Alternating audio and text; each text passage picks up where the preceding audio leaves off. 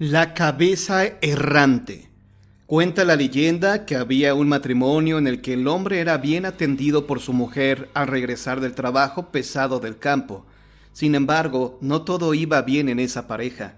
Conforme llegaba la noche, el hombre se quedaba profundamente dormido. Era entonces cuando su mujer, que en realidad era una bruja, aprovechaba la ocasión para salir a hacer sus fechorías. La mujer se desprendía la cabeza y el cuerpo quedaba recostado sobre la hamaca. La cabeza salía dando saltos y volvía a colocarse sobre el cuerpo antes de la llegada del sol. Un día, el hermano del hombre fue a visitar a este y visiblemente preocupado le dijo: «Hermano, tu mujer es una bruja. Si no quieres que te haga daño, debes acabar con ella».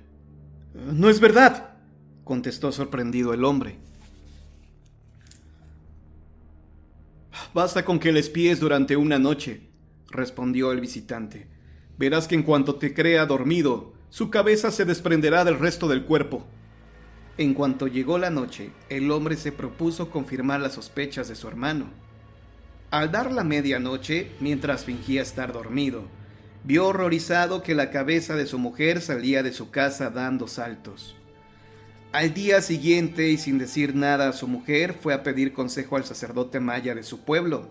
Tras contarle lo sucedido, éste le dijo: «En cuanto la cabeza de tu mujer salga de tu casa, deberás untar sal en el cuello cercenado. De esa manera ella no podrá volver a colocar la cabeza en el resto del cuerpo y te habrás deshecho de la bruja». Así lo hizo el hombre, y cuando la cabeza volvió, no pudo unirse nuevamente al cuerpo. Luego de suplicar y por momentos exigir a su marido que la ayudara, la bruja lo maldijo, solo que como ya se habían terminado sus poderes, no le pudo ocasionar ningún daño. Desde entonces juró vengarse, y esta es la razón por la que suele verse una cabeza errante y saltadora que, además de espantar, mata a quienes andan por las noches caminando por los callejones. Para reconocer a esa horrible cabeza errante, dicen que basta con verle el cuello, del que escurre sangre. Además, lleva el cabello revuelto y los ojos desorbitados. Los que la han visto dicen que pareciera que dice algo por el movimiento de sus labios. Sin embargo, no le sale ninguna voz.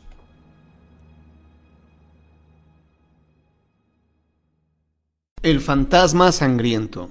El Palacio St. James en Londres fue construido por Enrique VIII para su reina Ana Bolena, en terrenos donde antes se encontraba un hospital de leprosos.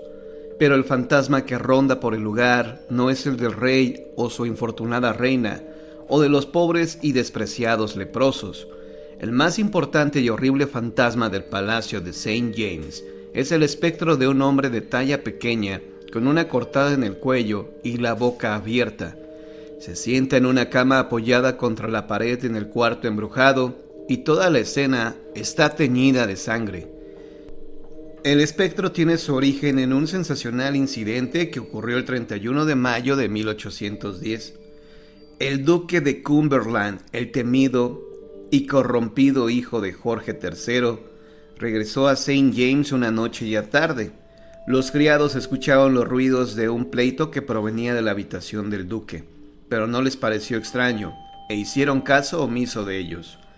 El duque tenía dos ayudas de cámara, Hugh y Salis. Cuando el ruido cesó, el duque llamó a Hugh, quien encontró a su amo cubierto de sangre, pero tranquilo y sereno. La espada del duque yacía en el suelo manchada de sangre. El duque dijo que había sido atacado, pero que pudo repeler a sus atacantes, aunque resultó herido. Mandaron traer al médico, pero este solo descubrió que el duque tenía una pequeña herida en la mano. Después, el duque llamó a Hugh y le pidió que buscara a Salis. Este se encontraba en su cuarto, sentado en su cama, perfectamente derecho. Tenía una profunda cortada en el cuello, tan profunda que casi le arrancaba la cabeza. Del otro lado del cuarto se encontró una navaja de rasurar cubierta de sangre. En la investigación que se practicó, el duque insistió en que Salis trató de asesinarlo y después se quitó la vida. La verdad es que el duque tenía una relación amorosa con la hija de Salis, quien se quitó la vida. Para silenciar a Salis, el duque le cortó el cuello con su espada y luego arregló todo para que pareciera que él mismo se había quitado la vida. El duque, que nunca había sido popular, fue abucheado en las calles y nunca pudo volver a Londres.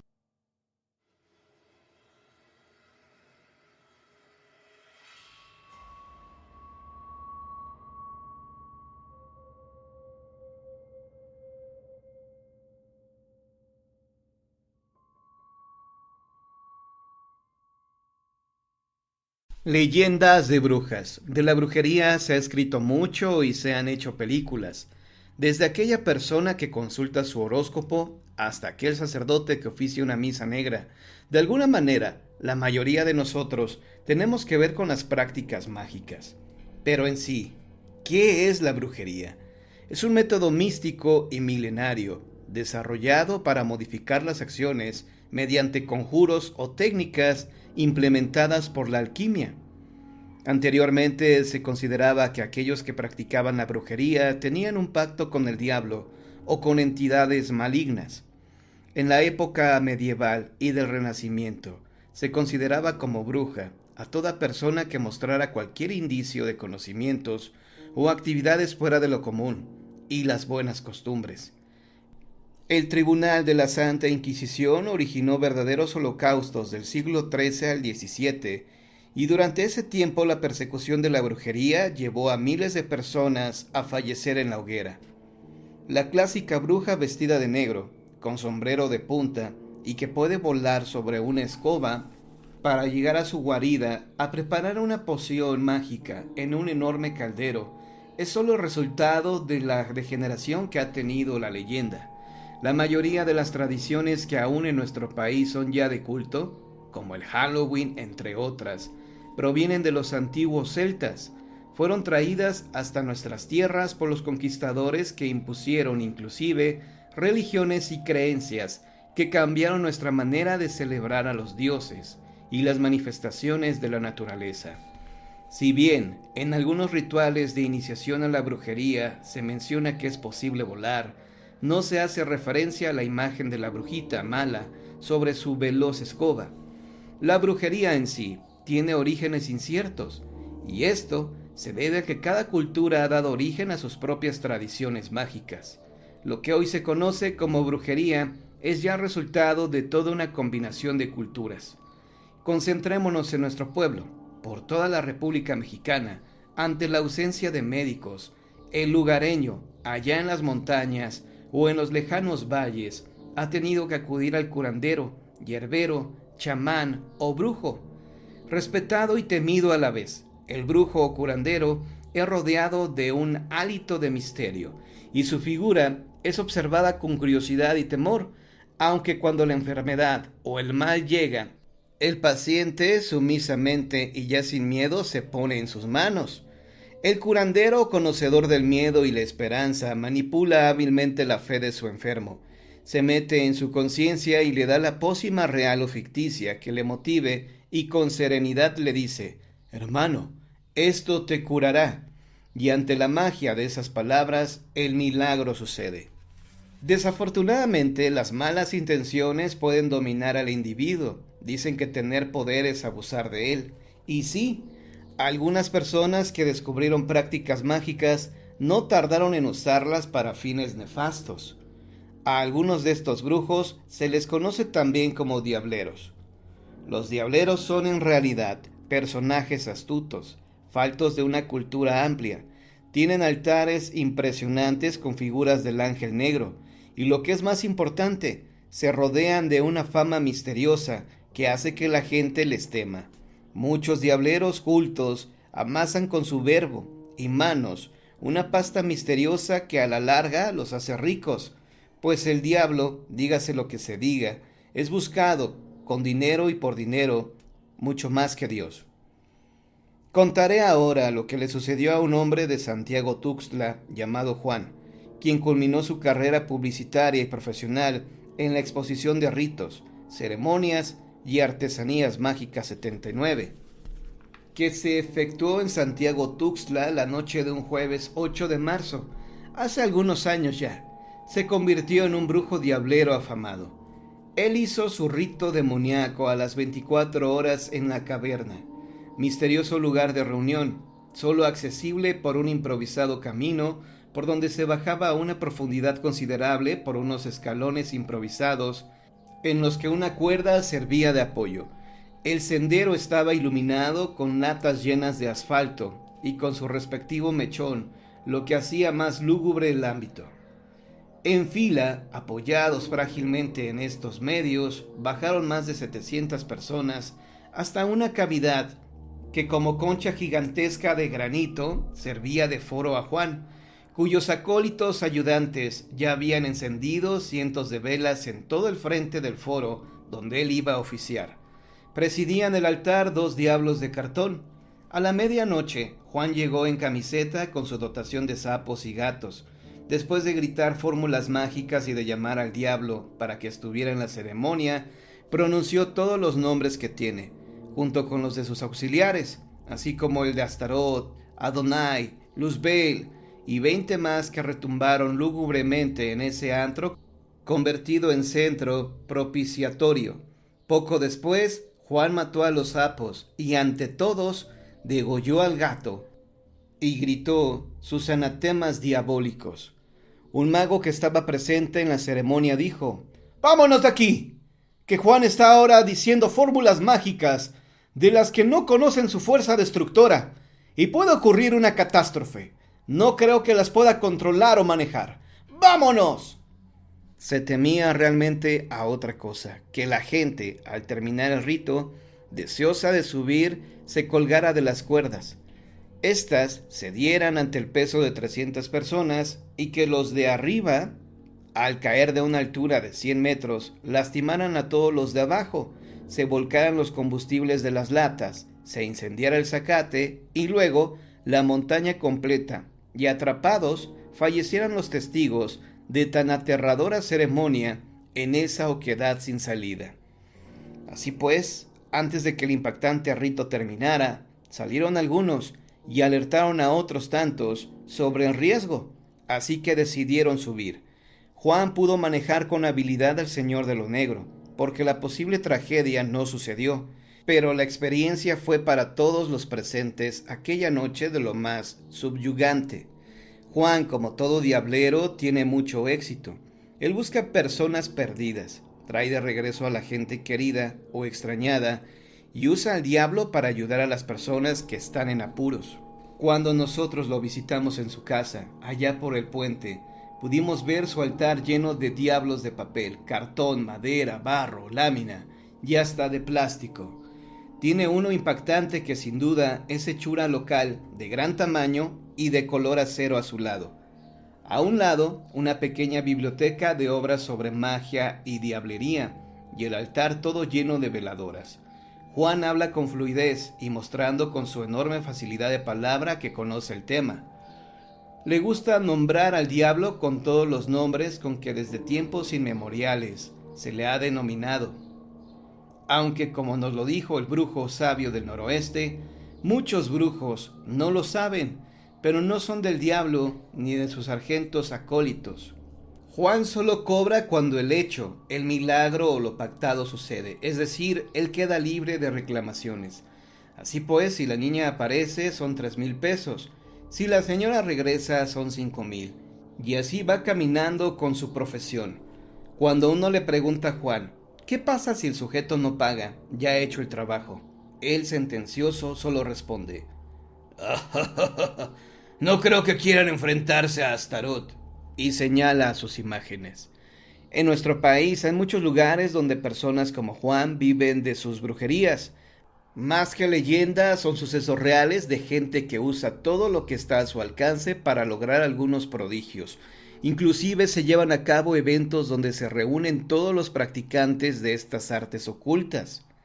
El primer año que se llevó a cabo la Convención de Brujos fue en 1978. Durante la segunda, en 1979, se habló de lo que los brujos de Catemaco estaban celosos, porque el evento de la exposición de ritos se efectuó en Santiago y no en su población.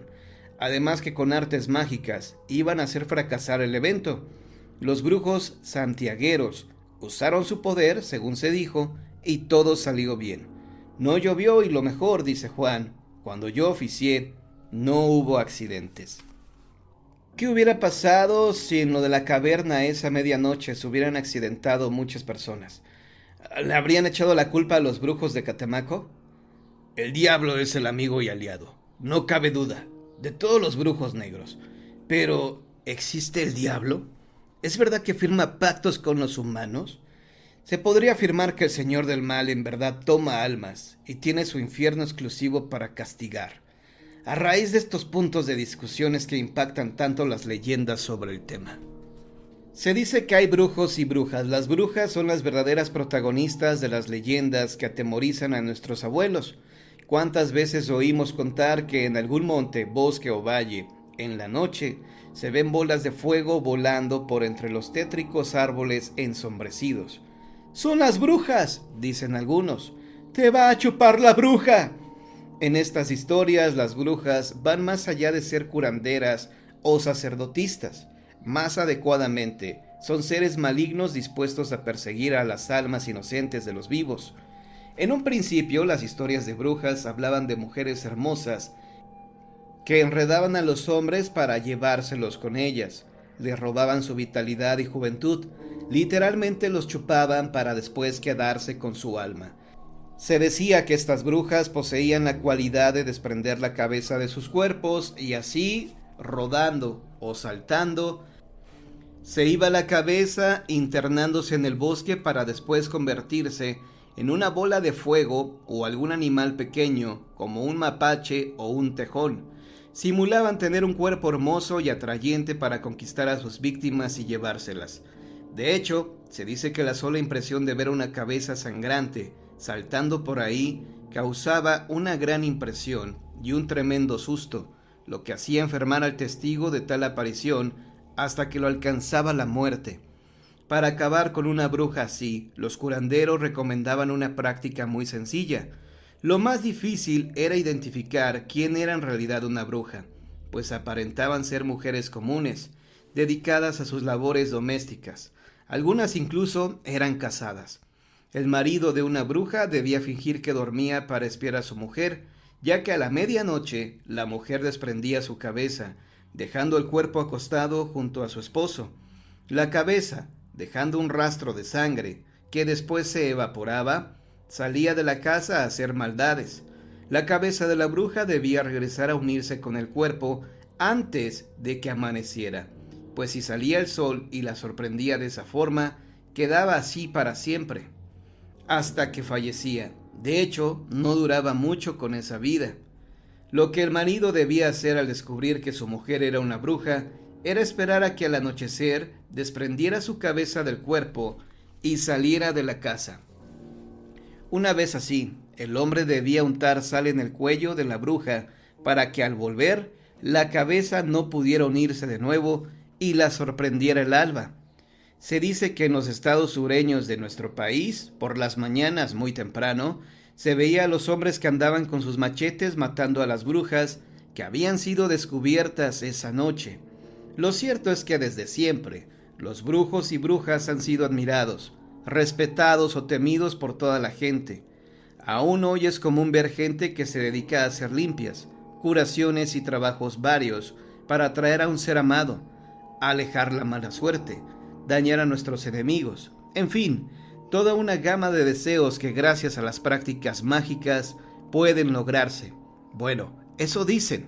En realidad nuestro objetivo es hablar de leyendas que han asombrado a muchos y que desafortunadamente se han ido perdiendo.